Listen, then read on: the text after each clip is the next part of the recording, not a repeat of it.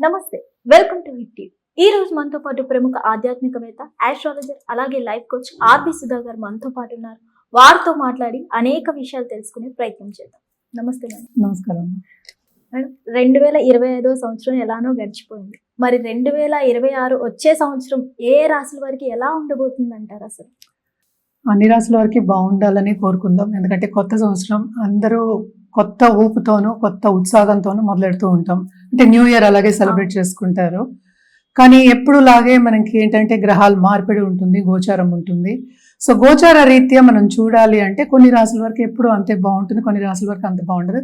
కానీ ఎప్పటికీ ఏంటంటే 2026 అంటే సంవత్సరం మొత్తం చూడాలి అంటే మనం ఏంటంటే 9 గ్రహాలు చూడలేము. అంటే కొన్ని గ్రహాలు నెలకి మూవ్ అవుతూ ఉంటాయి, కొన్ని గ్రహాలు నెలన్నరకి మూవ్ అవుతూ ఉంటాయి, కొన్ని గ్రహాలు వక్రిస్తూ ఉంటాయి. సో చాలా అలా జరుగుతూ ఉంటుంది. సో మేజర్ గ్రహాలే మనం ఎక్కువ పరిగణలోకి తీసుకుంటాం అన్నమాట. మేజర్ గ్రహాలు అంటే ఏంటి? మనం గురువు, శని, రాహు, కేతువులు, ఇంకా సన్ కూడా తీసుకోవచ్చు. కానీ సన్ మనకి తెలుసు ఎవ్రీ మంత్ మారుతూ ఉంటుంది. 30 రోజులకి, 35 రోజులకి, లేకపోతే 31 రోజు ఇలాగా మారుతూ ఉంటుంది అనమాట. సో మోస్ట్ ఇంపార్టెంట్ సన్ మార్పిడి ఎప్పటికైనా 2026లో మాట్లాడుకోవాలి అంటే జనవరి 14కి మకరానికి వెళ్తోంది. సో మకర సంక్రాంతి మనం జరుపుకుంటాం. సో ఏంటంటే మనకి ఎప్పటికైనా సరే కొంతమంది మనకి చూసామంటే ఇండియాలో కూడాను సన్ మూవ్ అయినప్పుడు, సంక్రమణం అయినప్పుడు ఎప్పటికైనా సరే వాళ్ళకి నెల మొదలవుతుంది. మనం ఏంటంటే చంద్రమానం చేస్తాం. చంద్రుడు ఎక్కడ మనకి ఉచ్చ స్థితిలో ఉంటే ఆ మాసం మనం తీసుకుంటాం అనమాట. అదే ఇప్పుడు రోహిణి నక్షత్రంలో అని మృగశిర మాసం అలా చెప్పుకుంటూ ఉంటాం అన్నమాట. శ్రావణ మాసం అలా చెప్తాం. సో ఎక్కువ ఏంటంటే మనం చూసుకునేది చంద్రమానం. కొంతమంది ఏంటంటే సన్ చూసుకుంటారు. అలాగే టామిల్ న్యూ ఇయర్స్ డే మనం చూడాలి అంటే కనుక వాళ్ళకి ఏప్రిల్ 14th సన్ ఉచ్చానికి కూడా వస్తుంది. అప్పుడు ఏంటంటే మేషంలో ఉంటుందన్నమాట. తర్వాత మళ్ళీ 15కి మనకి ఐ థింక్ 15th 16th మనకి మళ్ళీ ఏంటంటే వృషభానికి మూవ్ అవుతోంది. సన్ 1 monthకి మూవ్ అవుతూ ఉంటుంది అనమాట. అంటే ఫిబ్రవరి 14th ఏమో మనకి కుంభానికి వెళ్ళడం.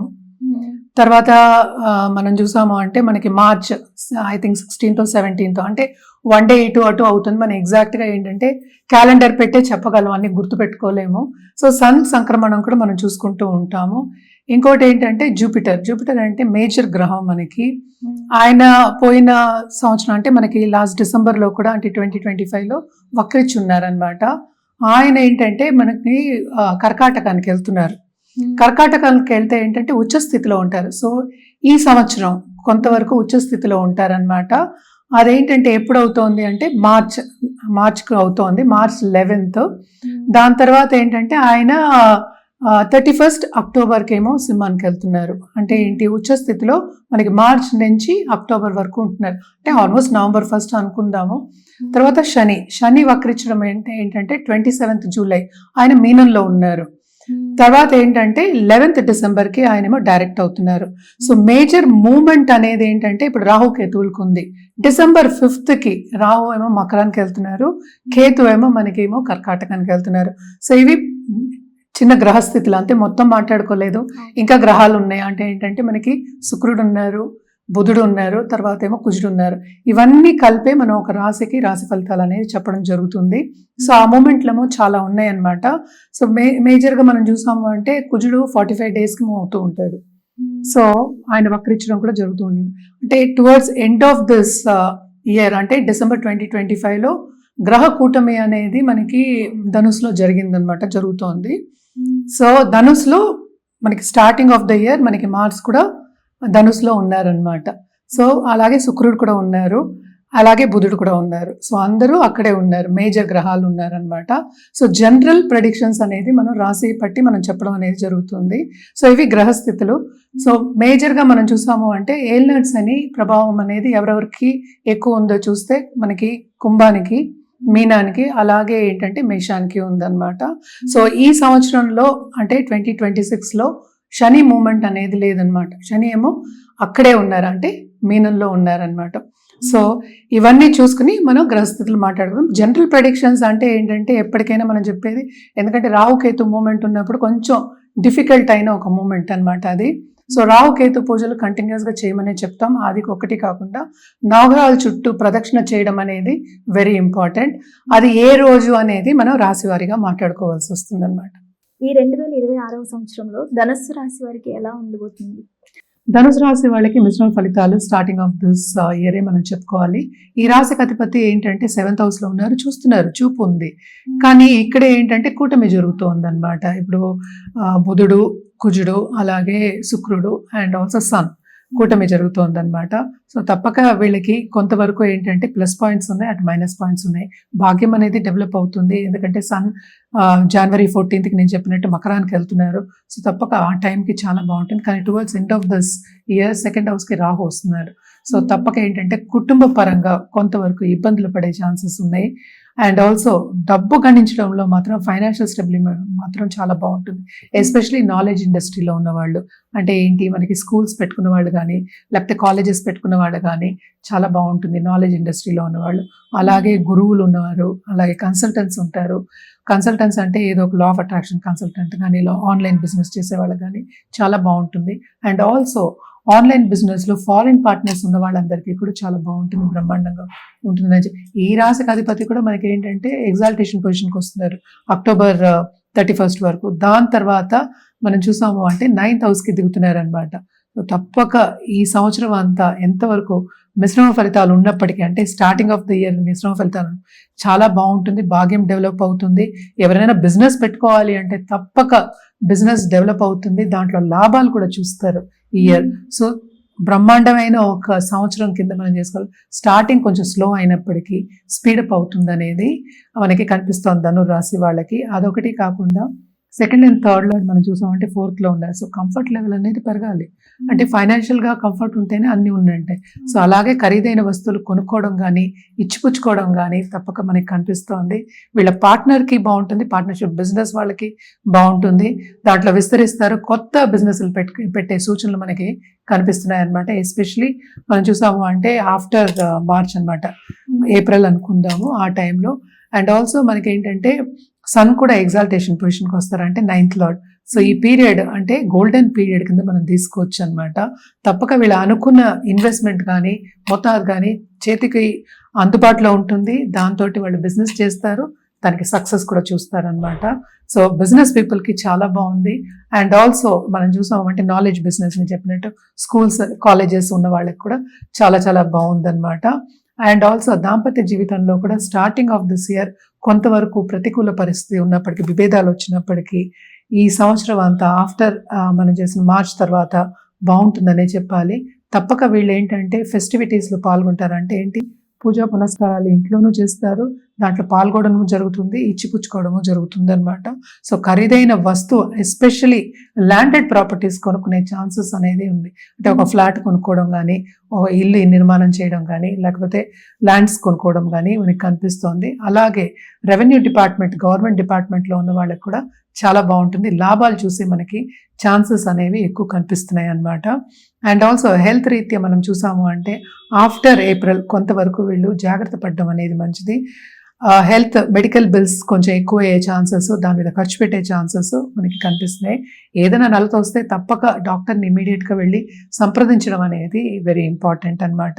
పిల్లల విషయానికి వస్తే కనుక తప్పక కొంతవరకు వాళ్ళతోటి అండర్స్టాండింగ్ ఉండడం అనేది మనకి ఆఫ్టర్ జూలై అనేది కనిపిస్తోంది అనమాట. సో ఈగో క్లాషెస్కి వెళ్లకుండా కొంచెం పేషెంట్గా ఉండడం అనేది వీళ్ళకి సూచన.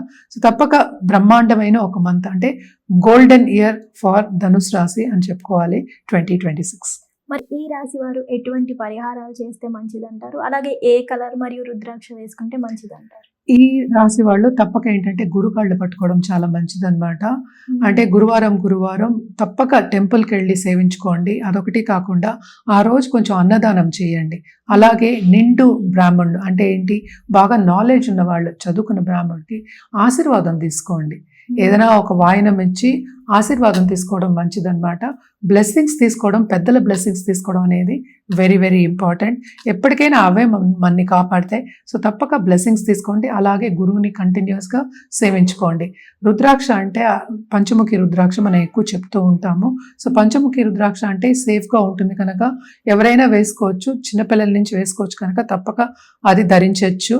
అదొకటి కాకుండా ఎర్ర తాడులో వేసుకోవడం అనేది మంచిదన్నమాట. అండ్ ఆల్సో ఏంటంటే వీళ్ళు కూడాను కాంబినేషన్ ఇవ్వడం అనేది జాతక రీత్యా మనం చెప్తూ ఉంటాము. సో జాతకం పరిశీలించుకున్న తర్వాత కాంబినేషన్ తీసుకుని వేసుకోవడము, ఏ రోజు వేసుకోవాలి, ఎలా వేసుకోవాలో చెప్పడం జరుగుతుంది. ఎప్పటికైనా సరే మనం పంచాక్షరి మంత్రం ఉచ్చరిస్తూ మనం రుద్రాక్ష వేసుకోమని చెప్తూ ఉంటాం అన్నమాట. సో తప్పక ఇవన్నీ ఏంటంటే జాతక రీత్యానే మనకి తెలుస్తాయి. కలర్స్ విషయానికి వస్తే కనుక తప్పక వీళ్ళు గోల్డెన్ ఎల్లో నుంచి డార్క్ ఎల్లో వాడడం అనేది మంచిది. దాంతోపాటు వీళ్ళు ఏంటంటే బ్లూ కలర్ చేసుకోవడం అనేది మంచిది అనమాట. ఎందుకంటే ఈ కాంబినేషన్తో పాటు మనం సిల్వర్ వాడుకోవడం ఇంకా మంచిది. ఎందుకంటే స్టార్టింగ్ ఆఫ్ ద మంత్ మనకేమో కూటమి జరుగుతుంది. సో అన్ని ప్లానెట్స్ అక్కడే ఉన్నాయి కనుక సో మనం ఏం చేస్తున్నాం ఇక్కడ జూపిటర్ దీన్ని ఎక్కువ చేస్తున్నాం, ఎనర్జీని ఎక్కువ చేస్తున్నాం అనమాట. అదొకటి కాకుండా చిన్న చిట్టుకు చెప్పాలి అంటే ఒక హాట్ వాటర్ ఒక గ్లాస్లో తీసుకుని, warm water not hot water, కొంచెం పసుపు వేసుకుని తాగడం ఎవ్రీడే మార్నింగ్ తాగడం మంచిది. ఇన్ఫెక్షన్స్ కూడా తగ్గుతాయి, మన హెల్త్ కూడా ఇంప్రూవ్ అవుతుంది. అట్ ద సేమ్ టైం ఏంటంటే మనకి జూపిటర్ది మనకి ఎనర్జీ కూడా ఎక్కువ అవుతుంది అనమాట. అంటే పాజిటివిటీ అనేది ఎక్కువ అవుతుంది. మనం పరిహారాల కింద నేను చెప్పాను కదా ఇందాక, క్రిస్టల్స్ అవి వేసుకోవచ్చు. ఇది గుంజన్ మాల అంటారు. గుంజన్ మాల ఏంటంటే కంప్లీట్ గా లక్ష్మి అట్రాక్ట్ చేయడానికి అనమాట. మనం ఎప్పుడు అనుకుంటూ ఉంటాం కదా చంచల లక్ష్మి మన దగ్గర ఉండదు, ఇస్తూ ఉండాలి అంటే రొటేషన్ లో ఉండాలి అనుకుంటూ ఉంటాం. కానీ గుంజన్ మాల యాక్చువల్ గా మనం దేవుడి గదిలో పెట్టుకోవడమో లేకపోతే మందిరంలో పెట్టుకుని పూజ చేయడమో అయితే తప్పక లక్ష్మి అనేది నిలబడుతుంది అనేది మనకి ఏంటంటే నమ్మకం అన్నమాట. అదొకటి కాకుండా ఇది ఎనర్జైజ్డ్ పిరమిడ్ అన్నమాట. మనీ గురించే, అబండెన్స్ గురించే, పైరేట్, మళ్ళీ ఏంటంటే ఇక్కడ మనకి టైగర్ స్టోన్స్ ఇవన్నీ ఉన్నాయి. పైన చూసావా క్రిస్టల్ ఉంది, అదేమో కాపర్ తోటి వైర్ పెట్టి మనం ఏంటి దానికి బ్లెస్సింగ్ ఇచ్చి ఆల్రెడీ ఎనర్జైజ్ చేసి ఇస్తాం. ఇక్కడ కూడా మనకి కాపర్ వైర్ ఉంటుంది. సో ఇది కూడా ఏంటంటే ఇంటికి గుమ్మానికి ఎదురుకుండా పెట్టుకుంటే చాలా మంచిది, డబ్బుని అట్రాక్ట్ చేయొచ్చు. అదొకటి కాకుండా చాలా మటుకు ఏంటంటే నెగిటివ్ అంటే చాలా మంది ఏంటంటే దృష్టి దోషం అనేది ఉంటుంది, నరదృష్టి అనేది కూడా ఉంటుంది. వాటన్నిటికి కూడా ఈ క్రిస్టల్ అనేది పనికొస్తుంది అన్నమాట. అంటే ఓన్లీ ఇంట్లోనైనా మ్యామ్, షాప్ వాళ్ళు బిజినెస్ చేసే వాళ్ళు ఉంటారు కదా వాళ్ళు పెట్టుకోవచ్చు. తప్పక షాప్ వాళ్ళు పెట్టుకోవాలి. ఏదైనా సరే ద్వారానికి ముందు పెట్టుకుంటే షాప్ వాళ్ళకి ఇంకా ఎక్కువ కావాలి కదా. సో ఇదొకటి కాకుండా మనకి ఏంటంటే ఇంకా ఉన్నాయి మన దగ్గర, వాస్తు క్రిస్టల్స్ అని ఉంటాయి, అలాగే ఏంటంటే గోమతి చక్రాలు ఉంటాయి అన్నమాట, దాంతో పాటు ఉంది. అండ్ ఆల్సో నవధాన్యాలది కూడా ఉందన్నమాట. అలాగే రుద్రాక్షది కూడా ఉంటుంది.